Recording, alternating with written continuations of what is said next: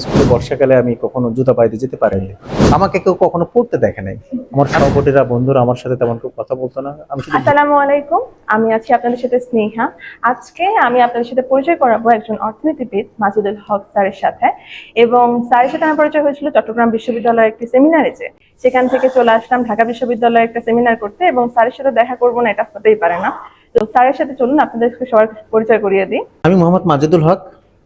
আমি এখন policy think and economic research সেন্টারের চেয়ারম্যান হিসেবে আছি। গণমাধ্যমগুলোতে পলিসি নিয়ে কথা বলি এবং দেশের গণ্ডি পেরিয়েও কিছুদিন আগে আমি জার্মানির ডয়েচে ভেলেতেও আমি সাক্ষাৎকার দিয়েছি। এবং আমি মেইনলি আসলে ইকোনমিক ইস্যু, গভর্নমেন্টের fiscal policy, monetary policy, geopolitical issue, এই বিষয়গুলোকে নিয়ে আসলে আমি কথা বলি। এবং পাশাপাশি আমি পত্রিকায় নিয়মিত কলাম লিখি, অর্থনৈতিক সংক্রান্ত আমি কলাম লিখি। এবং এটার পাশাপাশি আমি শিক্ষকতাও করি। আমি বিশ্ববিদ্যালয়তে অর্থনীতি পড়াই। এবং এটার পাশাপাশিও যেটা ন্যাশনাল এবং ইন্টারন্যাশনাল বিশ্ববিদ্যালয়গুলোতে আমি আপনার এক্সপার্ট সেশনগুলোতে আমি স্পিকার হিসেবে, চিফ স্পিকার হিসেবে আমি সেখানে কথা বলার সুযোগ পাই। আপনার যদি বেড়ে ওঠার কথা বলি, যে আপনি আজকের মাজিদুল হক স্যার, তো তার বেড়ে ওঠাটা কেমন ছিল স্যার? যে দেখেন, আমার বেড়ে ওঠা আসলে বিচিত্র। কারণ হচ্ছে যে আমি যে স্কুলে লেখাপড়া করেছি সেই স্কুলে বর্ষাকালে আমি কখনো জুতা পাইতে যেতে পারিনি। সে নদীর জোয়ারের পানিতে এসে স্কুলের মাঠ ভরে যেত। এরপর আমি কলেজে লেখাপড়া করলাম। স্কুলে আমি মানবিক বিভাগে ছিলাম, কলেজে এসে আমি বাণিজ্য বিভাগে ভর্তি হয়েছি। এরপরে আমি চট্টগ্রাম বিশ্ববিদ্যালয়ে অর্থনীতি বিভাগে ভর্তি হই। অর্থনীতি বিভাগে ভর্তি হওয়ার পরে আমি শুধু ঘুরতাম এবং ক্যাম্পাস এনজয় করতাম। এবং আমি মানবিক গুণাবলী অর্জন করার চেষ্টা করতাম, কারণ বিশ্ববিদ্যালয় তো একটা বড় জায়গা। আমি আমার নৈতিকতা বিল্ড আপ করার চেষ্টা করতাম এবং মানবিক গুণাবলী বৃদ্ধি করার চেষ্টা করতাম। আমি জানতাম, আমি বিশ্বাস করতাম যে মানবিক গুণাবলী এবং নৈতিকতা বিল্ড আপ করলে একটা মানুষ সামনের দিনে অনেক দূরে যেতে পারবে। শুধু জ্ঞান অর্জন করে সামনের দিনে একটা মানুষ যেতে পারে না। এটা 2010 সালে আমি ক্যাম্পাস ছেড়েছি। এরপরে আমি দ্য ফিনান্সিয়াল এক্সপ্রেসে জয়েন করি সাংবাদিকতা হিসেবে। এরপরে আমি একটা আর্থিক প্রতিষ্ঠানে জয়েন করি এবং আমি জিওপলিটিক্যাল ইস্যু, ইকোনমিক অ্যাফেয়ার্স নিয়ে আমি কলামগুলো লিখি। এবং এই পত্রিকা কলামগুলো লিখতে আমি অভ্যন্তরীণ এবং বাহ্যিক, ন্যাশনাল এবং ইন্টারন্যাশনাল পর্যায়ে আমি বিভিন্ন বিশ্ববিদ্যালয়গুলোতে আপনার অনারারি গেস্ট হিসেবে আমাকে লেকচার দেওয়ার সুযোগ হয়েছে।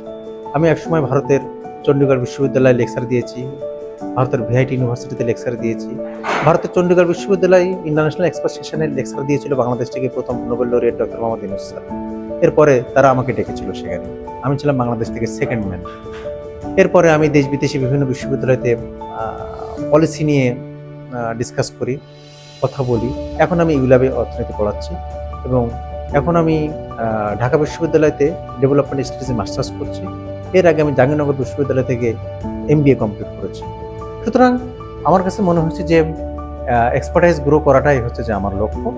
এবং আমার লক্ষ্য যেটা ছিল, জাতীয় এবং আন্তর্জাতিক পর্যায়ে আমি পলিসি লেভেলে কথা বলবো, সরকারকে পলিসি সাপোর্ট দেওয়ার জন্য আমি অপিনিয়ন দিব।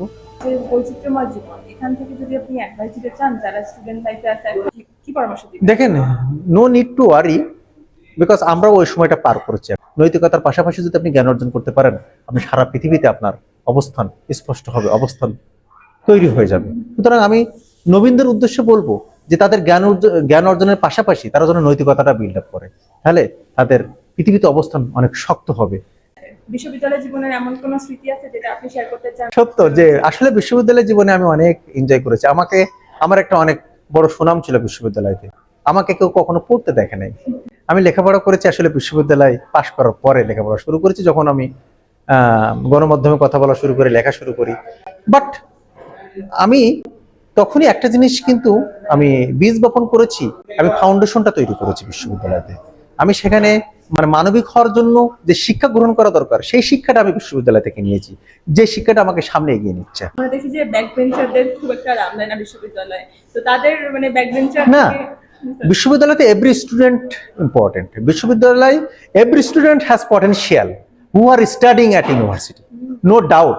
এটা কোনো সময় বলা যাবে না যে কোনো স্টুডেন্ট ব্যাক বেঞ্চের, কারণ আমি নিজেও ব্যাক বেঞ্চের ছিলাম। কারণ আমার সাথে আমার বন্ধু বান্ধবরা কথাও বলতো না, সহপাঠীরা কথা বলতো না, কারণ আমাকে দেখে আমার চেয়ার টেবিল ছিল না, আমি ঘুরে ঘুরে বেড়াতাম। সুতরাং আমাকে দেখে তারা মনে মনে ভাবতো যে সে হয়তো পৃথিবীতে তাকে দিয়ে আর কোনো কিছু হবে না। আন্তর্জাতিক মানের বিশ্ববিদ্যালয়গুলোতে আমি পলিসি নিয়ে কথা বলছি, আমাকে দেশ বিদেশের বিশ্ববিদ্যালয়গুলো আমাকে আমন্ত্রণ করছে। অত্যন্ত ধন্যবাদ স্যার আপনার সময় দেওয়ার জন্য। আপনাকেও ধন্যবাদ। জি, স্যার।